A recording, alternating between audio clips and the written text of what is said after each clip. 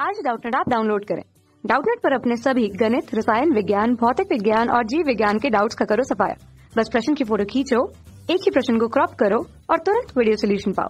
अभी डाउनलोड करें। नमस्कार दोस्तों, स्वागत करता हूं आप सभी का। आपका प्रश्न है, एक कार्बनिक यौगिक ए, अणुसूत्र दिया इसका हमें C8H16O2 के तनु सल्फ्यूरिक अम्ल द्वारा जल अपघटन से एक कार्बोक्सिलिक अम्ल बी तथा एक अल्कोहल सी प्राप्त होते हैं। सी का क्रोमिक अम्ल द्वारा ऑक्सीकरण करने पर बी प्राप्त होता है और सी का निर्जलीकरण करने पर ब्यूट 1 इन प्राप्त होती है। तो कह रहा है कि निहित अभिक्रियाओं की समीकरण लिखिए। ठीक है, तो आइए हम अपने प्रश्न के उत्तर को समझते हैं और रासायनिक समीकरणों को जो है वह समझते हैं। ठीक है, तो जैसे कि पहले कह रहा है कि एक कार्बनिक यौगिक ए है जिसका अणुसूत्र है हमारा C8H16O2। ठीक है, और इसकी जो है हमने यहाँ पर तनु H2SO4 अम्ल के द्वारा जो है इसका जल अपघटन कराया, यानी कि इसका हमने इस अम्लीय माध्यम में जल अपघटन कराया है। ठीक है ना, तो इससे जो है हमें एक कार्बोक्सिलिक अम्ल बी तथा एक अल्कोहल सी प्राप्त हुआ।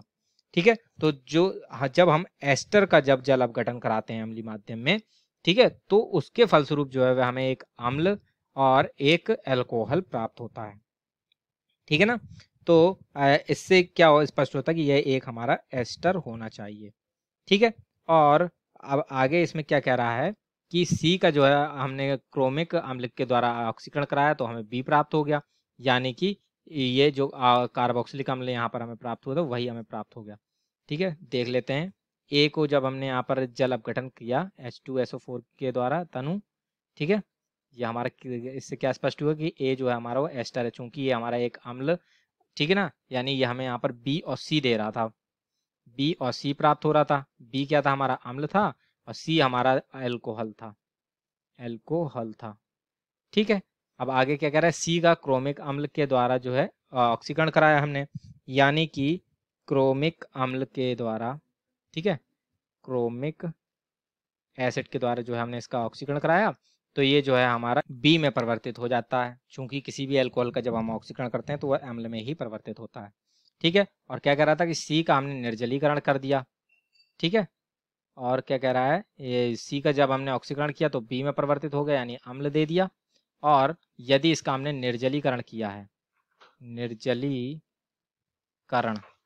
ठीक है, तो इसके फलस्वरूप जो है हमें ब्यूट 1 इन यानी CH3CH2 CH double bond CH2 प्राप्त हुआ है।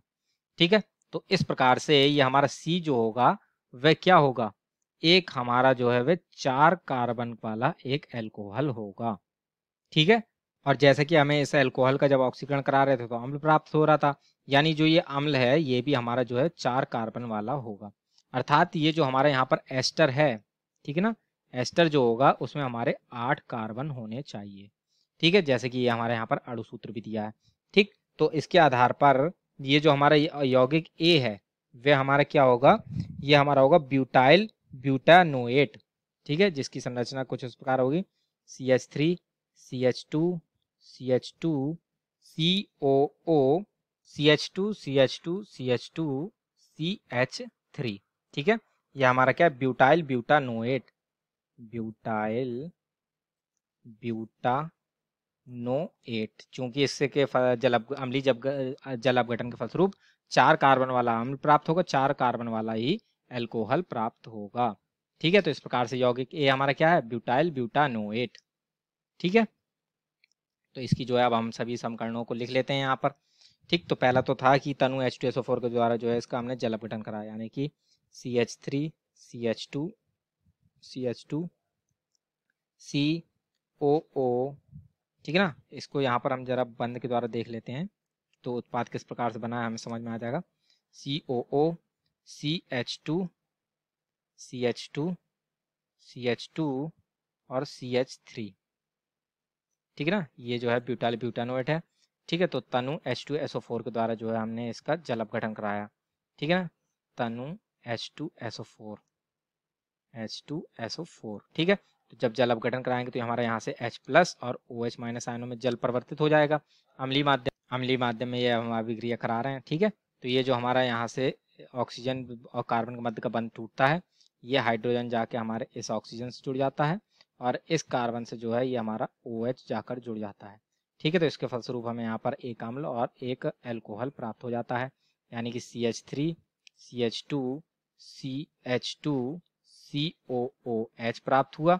ठीक है, जो हमारा यौगिक B है। ठीक है, और ये जैसे कि हमने कहा था 4 कार्बन वाला होगा ये अम्ल। ठीक है ना, तो ये हमने देखा भी कि ये 4 कार्बन वाला ही अम्ल यहाँ पर हमें प्राप्त हुआ है। ठीक है, ये जो यहाँ पर C है ये हमारा क्या प्रदर्शित कर रहा है, कार्बन को। ठीक है ना, तो इस प्रकार से जो है ये हमारे 4 कार्बन वाला अम्ल हमें प्राप्त हुआ, प्लस ये 4 कार्बन का जो है अल्कोहल भी प्राप्त होगा, यानी CH3 CH2 CH2 CH2OH प्राप्त हो रहा है। ठीक है, जैसे हम कहेंगे ब्यूटेनॉल, ब्यूटेनॉल। ठीक है, और ये हमारा क्या है, ब्यूटेनोइक अम्ल, ब्यूटेनोइक अम्ल। ठीक है, तो ये जो ब्यूटेनॉल है ये हमारा यौगिक C है। ठीक, तो इस प्रकार से जो है हमने यहाँ पर यौगिक B व C की भी पहचान कर ली। B ये रहा हमारा और C ये रहा, और जो यौगिक A है वह हमारा क्या है, ब्यूटाइल ब्यूटेनोएट, ये हमारा यौगिक A है, ब्यूटाइल ब्यूटेनोएट। ठीक है ना, ब्यूटाइल ब्यूटेनोएट है हमारा। तो A B C तीनों की पहचान कर ली हमने।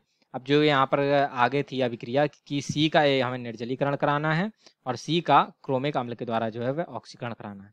ठीक है, तो ये देख लेते हैं हम इसकी अभिक्रिया। तो इस क्रोमिक अम्ल के द्वारा इसका ऑक्सीकरण करा देते हैं, यानी CH3 CH2 CH2 CH2OH। ठीक है, तो इसका जब हमने यहाँ पर ऑक्सीकरण कराया क्रोमिक अम्ल के द्वारा, क्रोमिक अम्ल के द्वारा, ठीक है, तो ये जो है अल्कोहल से जो है हमारे जो है अम्ल में ऑक्सीकृत हो जाएगा, यानी कि यहाँ पर हमें प्राप्त होगा CH3 CH2 CH2 और COOH, यानी ब्यूटेनोइक अम्ल प्राप्त हो गया। और जैसा कि हम देख सकते हैं यही जो है हमारा यौगिक B था।